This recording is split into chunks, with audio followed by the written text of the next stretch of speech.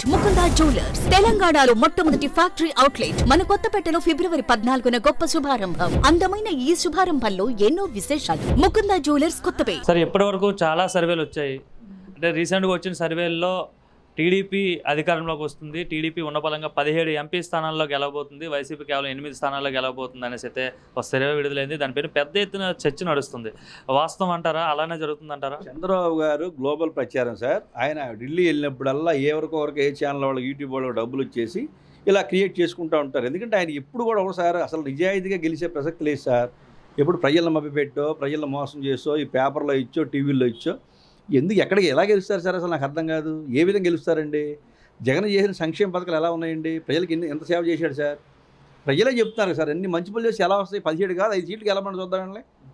5 సీట్లు గెలవమని జనసేన టీడీపీ 5 సీట్లు గెలవమని చూద్దాం. అసలు 22 సీట్లు పక్కా అని చెప్పి అన్ని సర్వేలు ఎక్కువ ఛానల్ చెప్తున్నాయి. 20 నుంచి 22 సీట్లు గ్యారెంటీగా వస్తాయని. వీళ్ళు అడావుడు సార్.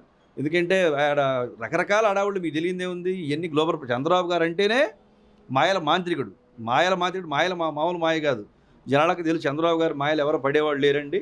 ఆయన మాయలన్నీ కూడా అయిపోయినాయి. ఆయన ఎవరో నమ్మే పరిస్థితులు లేరు. ఆయన కూడా రిటైర్మెంట్. ఎందుకంటే అదంటారు చూసారా, బండి ఇంజన్ బోరుకు వచ్చిందని అది షెడ్కి పోయే బండే. ఆ బండి అయితే ఇంకా రోడ్డు మీకు వచ్చే బండి కాదు. 2024లో అది షెడ్కి వెళ్ళి పర్మనెంట్గా షెడ్లో ఇంకా షట్టర్ దింపేయటమే. అది ఇంకా అసలు ఆ బండి పనికిరాదు. అది బోరుకు వచ్చేసింది. వైసీపీ పని అయిపోయింది, జగన్ ఇంకా నమ్మే పరిస్థితి లేదు. ఒక్కసారి కాబట్టి అవకాశం ఇచ్చే తప్ప ఈసారి జగన్కి అవకాశం గురించి చెప్తున్నాను. ఇంకో మరోపక్క చూసుకుంటే ఒకవైపు నారా భువనేశ్వరి గారేమో నిజం గెలవాలని చెప్పి ఆమె కూడా ప్రజల్లో తిరుగుతున్నారు. లోకేష్ శంకరరావు పేరిట ఆయన కూడా సభలు పెట్టి ప్రజల్లో తిరుగుతున్నాడు. ఇంకా చంద్రబాబు కూడా రా కదలరా అని చెప్పి ఆయన కూడా బహిరంగ సభలు పెట్టి ప్రజలతో తిరుగుతున్నారు. ఇంకా మరోవైపు పవన్ కళ్యాణ్ కూడా ఉభయ గోదావరి జిల్లాలో పర్యటిస్తారని చెప్తున్నారు. వీళ్ళంతా కూడా రోడ్ల మీద ఉన్నారు. అండ్ సరిమ్లో కూడా ప్రజలుతున్నారు. ఇక్కడ జగన్మోహన్ రెడ్డి ఒక్కడే ఉన్నాడు.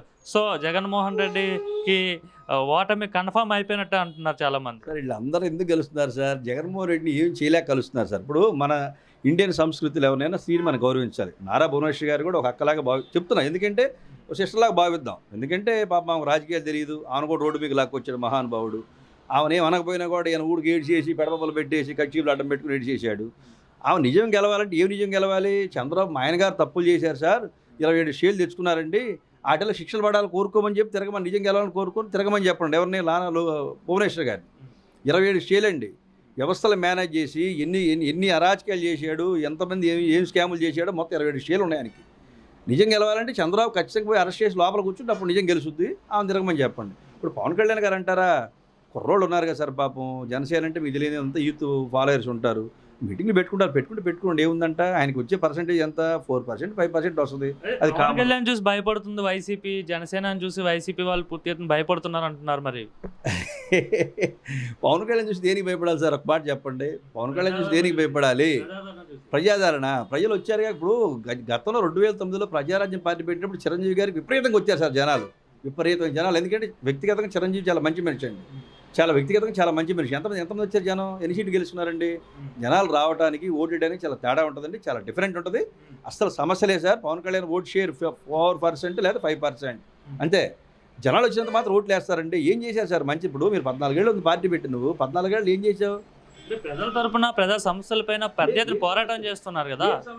ఉద్దానంకు సంబంధించి పోరాటం చేయలేదా? కౌలు రైతులకు సంబంధించి ఆర్థిక సాయం వాళ్ళకి ఇవ్వలేదా సార్? 3 నెలలకు 6 నెలలకు చేయటం కాదు సార్. ఎప్పుడు జనాలను చేయి. నువ్వు ఇప్పుడు ఉద్దానం మీద చేసావు, దాన్ని కాదని తప్పు అంటల్లా, మంచిదే.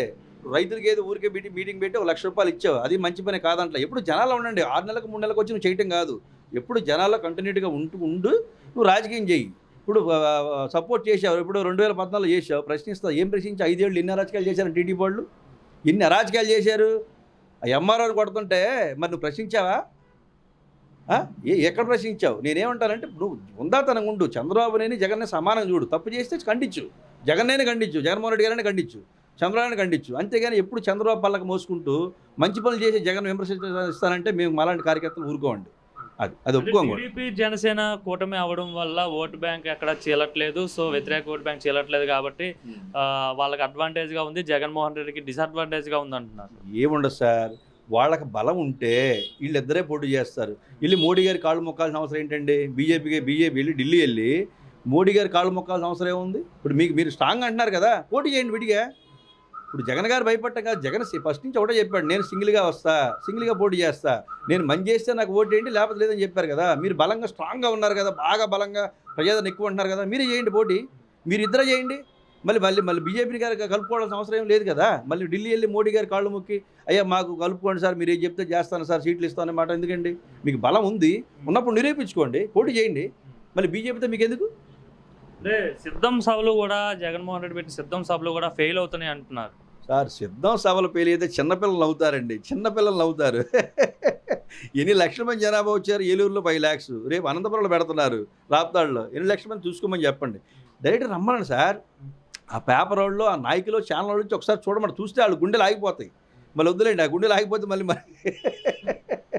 అసలు మాట్లాడడానికి ఇప్పుడు విమర్శించండి, ఒక పద్ధతి ఉందా తను ఉండాలి. నేనేమంటాను, మంచిని మంచిగా చూడండి అయ్యా, చెడుని చెడుగా చూడండి. ఒక తప్పు చేస్తే గవర్నమెంట్ని విమర్శించండి, నాయకుడినే విమర్శించండి, మినిస్టర్ని విమర్శించండి. అంతేగాని ఊరికే జగన్మోహన్ రెడ్డి సభలు అటర్ ఫ్లాప్ అవుతున్నాయా? జగన్మోహన్ రెడ్డి వస్తుంటే ఎట్టయ్యా జనాలు ఎలా ఉన్నారు అసలు? అలా ఎందుకండి, ఏదో మాట్లాడతారు అంతే.